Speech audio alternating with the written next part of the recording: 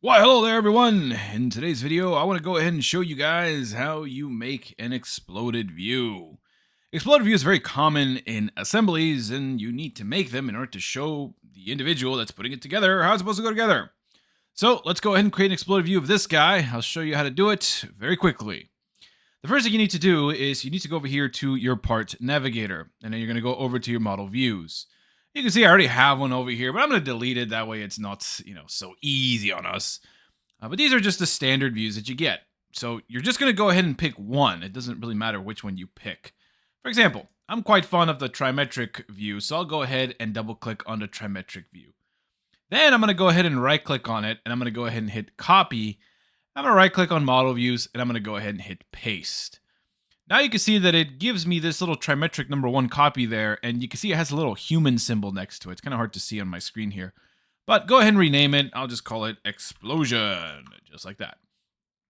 Now to make it the work view, you simply double click it. It shouldn't really change at all. It should just kind of flash like it did here, because it's literally the same thing as a trimetric view. It's just a different name right now. But in this view, this is where we want our explosion to take place. So in order to create the explosion, you're going to go over into the assemblies over here, and you're going to go ahead and execute the explosions button located right there. Once you hit explosions, and you can see I already have one in here, but I'll go ahead and delete it for you. All you have to do is simply click this button that says new explosion, like so. Now, NX will try, if you tell it to automatically explode it for you. So for example, right now it says explosion type automatic, and if I wanted to do that, sure, I can go ahead and click this little button that says auto explode all. Give it a couple of seconds and it's going to give you something like this. Now, if you're happy with this, then perfect, you're done.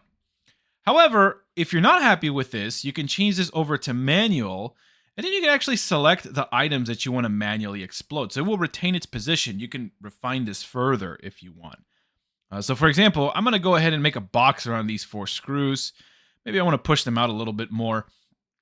Then once you're there, you're going to go ahead and hit specify orientation and use the little triad here. Hold down the left mouse button on, say, this YC vector. Just kind of push it out like so. And I'm going to say this is good enough. Of course, if you had more components, you would obviously refine it a little bit more. But I'm going to say this is good enough for me. And I'm going to go ahead and hit OK.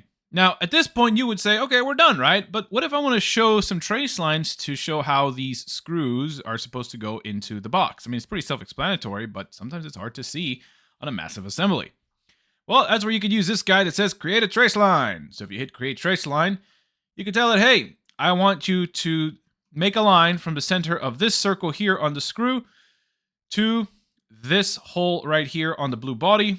And as you can see, it creates a trace line. Now they should be pointing towards each other. That will allow NX to make a nice trace line like this. And then of course you can hit apply. The only thing that stinks about this is you have to kind of do them one by one. So for example, there's one there and another one over there. I mean, it's not that hard though. So hit apply, and one here, one there, apply, and bam, you're done, right? We have one more, but I'm just kind of skipping ahead here. And there you go. Now you can go ahead and hit close on that. And we have our explosion. Now remember, the explosion is just for documentation purposes. So if you go back to the trimetric view over here, double click, you can see that it goes back to normal. But if you double click on the explosion over here again, well, there's your exploded view. And now you can use this in a drawing if you need it to. Thank you guys so much for watching. I hope you found the video helpful. As always, take care. Bye-bye.